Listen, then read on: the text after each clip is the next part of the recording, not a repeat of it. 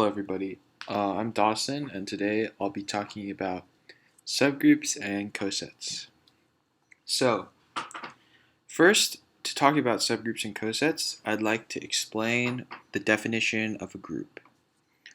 So, groups are a set of numbers, objects, or elements that are combined with other sets of elements, and a set of operations are performed on both these sets to acquire a new element.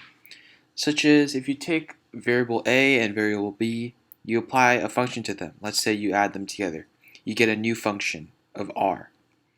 Groups have four different properties: closure, associativity, identity, and inverses. And they're written in angle brackets, and the first value is the set, and the second value is the operation that you're performing on it. So, now I'm going to delve deeper into the closer meaning of a subgroup now. So, now that we know what a group is, I'd like to talk about a subgroup. A subgroup is a group that is part of a bigger umbrella of another group that performs the same operation. Such as, let's say you have this whole group here. You have this branched group and this other branched group together. These are the subgroups of this whole group.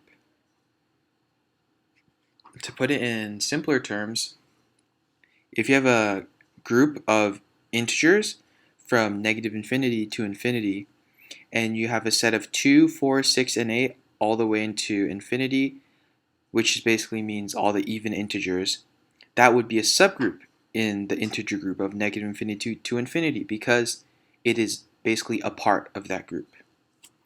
And an important thing about subgroups is that they need to satisfy the same properties as the main group. So they have the same properties and things such as closure, associativity, and identity and inverses as the main group. Typically, a group will possess two subgroups, at least. The group itself and the trivial group. So Lagrange's theorem says that basically every subgroup divides the order of the group. So if the order of a group is like 3, we know that it has to have two groups because 3 is a prime number. So essentially what I'm trying to say is that every prime number as the order of a group will only have two subgroups. And let's say you take like a number like 6, which has more factors. 1, 2, 3, or 6 could be its possible factors. Now that we know the basics about subgroups, I'd like to talk about cosets. So cosets are basically a product of an element outside a subgroup times the subgroup.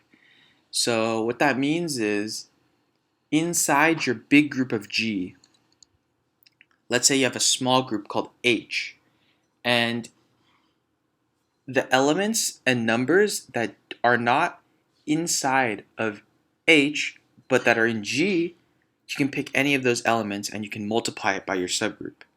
And this creates a non-overlapping set of numbers because they don't repeat. And cosets usually have a left coset and right coset. So to make your left coset, you start with H and a subgroup that possesses the identity element, which will get you, is kind of like in matrix multiplication, everything is 1 and there's like a certain identity element to it. You would take those two and multiply together, and your left coset will always be AH. And since we don't know if groups are abelian or non-abelian, or commutative or non-commutative, order does matter. And we'll get to that when my peers explain non-abelian and abelian groups. Okay, so now I'd like to talk about how we compare subgroups and cosets. So I have a picture of broccoli up here. And if you do not know why, I think broccoli is a perfect representation of subgroups. Because if you take off the little top tree of the broccoli, it looks like the big broccoli and has the same properties, such as a stem and little leaves, but it's not as big as it, and it's a part of it. So I think that can be compared to subgroups. Lastly, I would like to talk about an application of subgroups and cosets. So the Rubik's Cube uses this thing called the Thistle-Waits algorithm to solve. And this algorithm is an application of subgroups and cosets, and it relies pretty much mostly on cosets to work out a solution. And it allows you to figure out a Rubik's Cube in less than 52 moves, which I think is pretty incredible. Thank you guys so much for watching my presentation on subgroups and cosets.